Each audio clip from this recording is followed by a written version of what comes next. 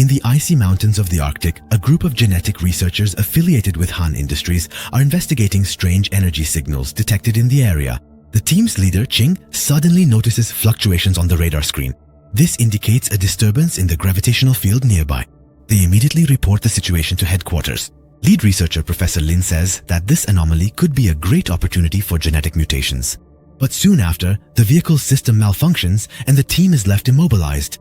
At that moment, they notice something moving beneath the snow. Suddenly, a gigantic arm emerges from under the mountain and strikes the side of the vehicle. The windows shatter and glass scatters everywhere. Then, a giant creature with horns visible beneath the snow appears. Everyone is frozen in shock. The monster pushes the car down the mountain. The vehicle tumbles down the cliff, rolling over and over. Those inside are tossed around in panic. Finally, the vehicle is reduced to wreckage and crashes to the ground. The team is severely injured. Qing sees the giant snow monster approaching them through the snow. Unable to get any news from the team, Professor Lin immediately sets out with Kai as soon as he realizes the situation. Their goal is to find Fei, an archaeologist living in the area. Fei is uninterested in Han Industries' offers. He has already parted ways with the company. Especially after the problems he had with his ex-girlfriend Qing, who also worked there, he doesn't want to go back to them. However, when the professor says that Qing is in danger, Fei decides to go help without hesitation. It's clear that he still has feelings for her. Fei, along with a group of soldiers, heads toward the area where the team last sent a signal. Soon after, they reach a mysterious ancient temple hidden among the snow. The moment Fei steps into the temple, he realizes that this is a strange place. Because of the strong magnetic field in the area, all devices malfunction. When he opens the map, he sees that the arrangement of the columns is exactly the same as his own drawings. He easily finds the entrance mechanism. When they activate the mechanism, the ground begins to tremble and massive columns rise from the floor.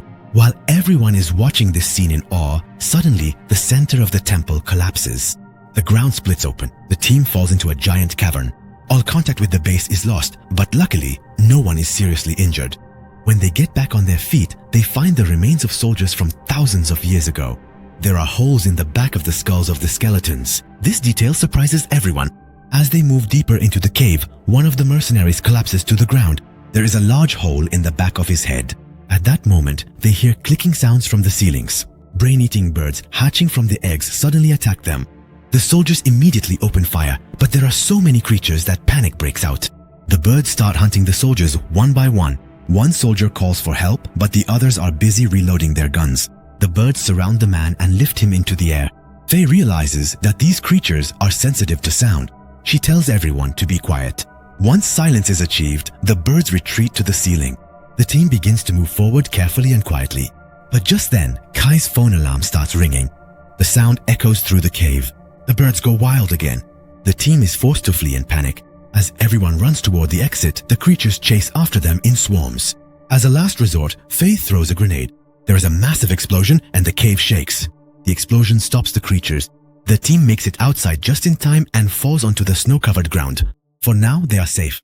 When those lying on the ground come to, they are mesmerized by the sight before them. Professor Lin thinks this is a natural phenomenon caused by abnormal gravitational fields. The team continues on to find the missing researchers.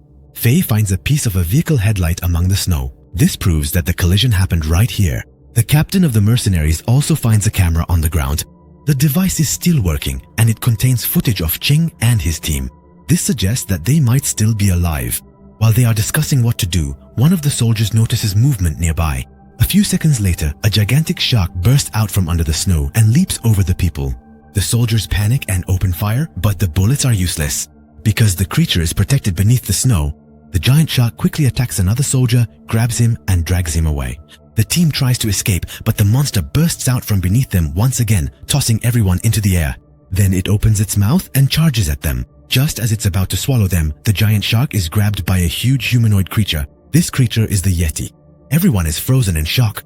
The snow monster starts beating the shark against the mountain. With each blow, the ground shakes. After a while, it starts eating the giant fish. But one of the soldiers accidentally fires his weapon. The gunshot enrages the snow monster. The creature roars and turns toward the team. The soldiers panic and open fire, but the bullets have no effect. The Yeti slams its fist into the mountain. A massive shockwave is created. As a last hope, the people fire a rocket launcher, but they miss. The rocket hits the mountain, triggering a massive avalanche. Everyone scatters, but Kai falls into the snow. Fei goes back and rescues him. The two of them end up trapped under the snow together. When Fei regains consciousness, he realizes they've been captured by a local tribe. These people are a mysterious tribe resembling elves. The tribal chief begins a ritual to sacrifice them. The natives remove the captives' shoes and start cutting their legs to let their blood flow.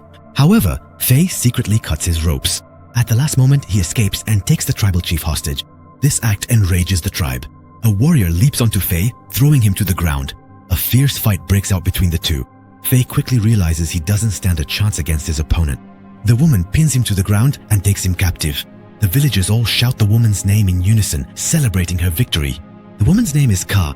She is the tribe's strongest warrior and the chief's daughter. Just as it seems Fei's fate is sealed, a voice tells everyone to stop. This person is Qing, Fei's former lover. Apparently, she also survived the accident and was found by the natives. Qing begs Ka to spare Fei's life. Fei looks at her with a smile and faints from exhaustion. When she wakes up, Qing explains that the natives are not bad people. She says that the purpose of the ritual they performed was to heal the wounds of newcomers. Qing tells her that everyone in her team died in the accident. Fei, however, tells her it's not her fault and tries to comfort her. At the same time, the mercenary captain is mourning his fallen men.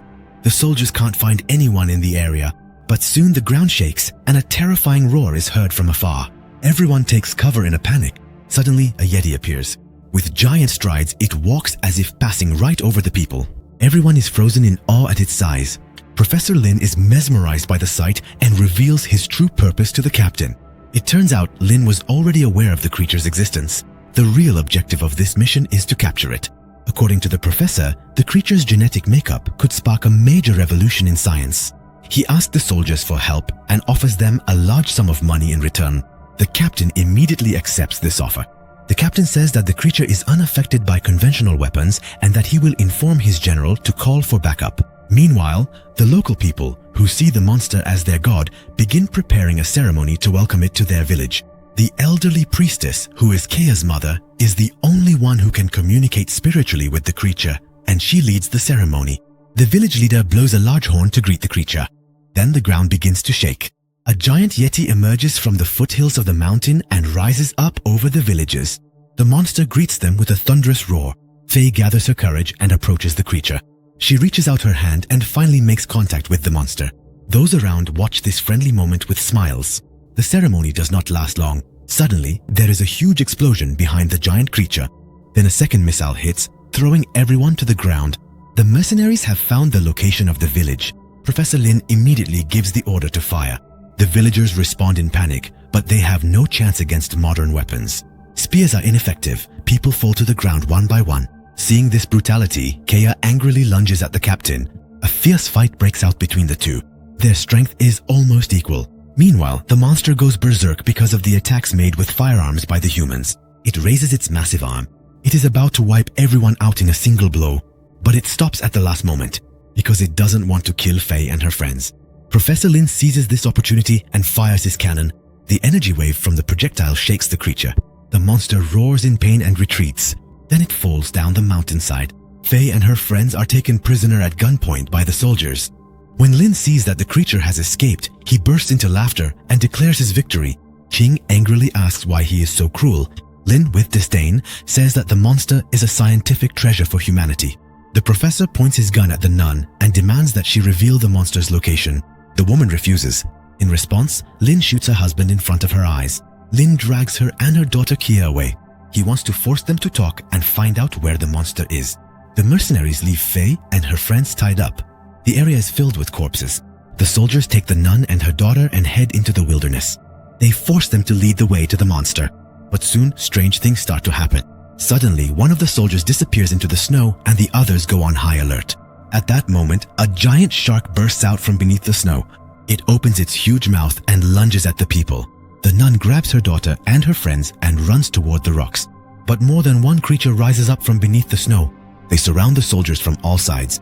The soldiers fire in panic, but the creatures keep attacking relentlessly. The soldiers panic and retreat. They try to save themselves by climbing up the rocks. At the last moment, Professor Lin pulls out his electric cannon and fires at the ground. The powerful energy wave emitted by the cannon sends the snow flying into the air. It tears the sharks to pieces. When things calm down, pools of blood rise to the surface from beneath the snow. It becomes clear that all the creatures were killed with a single shot. Professor Lin laughs with triumphant shouts, then turns his anger toward the nun.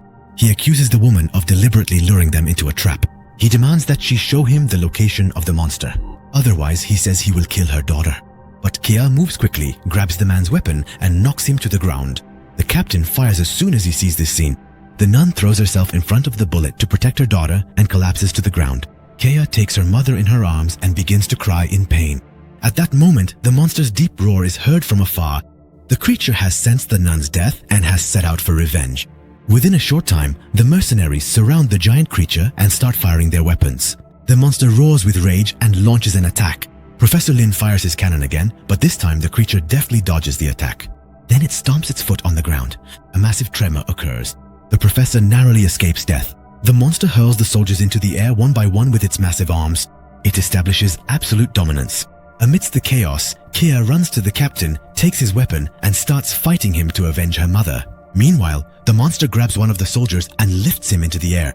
Just as it's about to bite, a huge explosion goes off behind it. The captain's general has sent reinforcements. Fighter jets quickly surround the area. The monster immediately responds to the attack. With a single punch, it shatters a plane to pieces. The other planes activate their sonic wave weapons.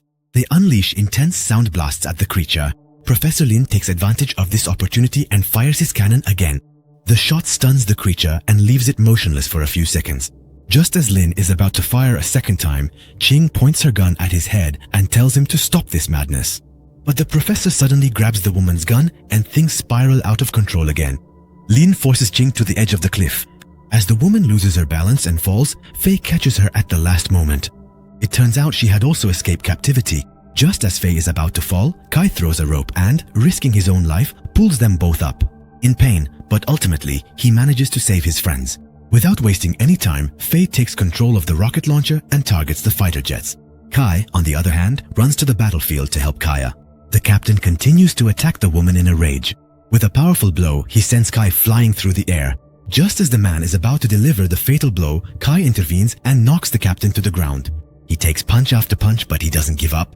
The captain throws Kai to the ground and turns him into what might be the toughest punching bag humanity has ever seen. But Kai seizes the opportunity, grabs the captain's arms, and starts to choke him. He squeezes with all his strength and finally kills the captain. Meanwhile, Fei completes the target lock and fires the rocket launcher. The rocket destroys the fighter jet in a massive explosion. One of the debris pieces hurled by the blast lands on Professor Lin's leg, pinning him to the ground. Dazed, the monster breaks its chains, leaps into the air, and smashes the remaining jet to pieces with a single blow. Then, roaring with rage, it turns toward the people. Lin still doesn't give up. Collapsed on the ground, he tries to shoot at the creature with his weapon. In response, the monster brings down its massive fist and crushes Lin to the ground in a single blow. The creature then looks around. It sees the wounded people, its friends in pain. There is not anger, but sadness in its eyes. It doesn't want to hurt them. Slowly, it turns its back, walks away with giant steps, and disappears into the mist. Qing hugs Fei. They thank each other for surviving. The three survivors try to say goodbye to the remaining locals. But when they look around, they see that the village has been completely destroyed and most of the people have died.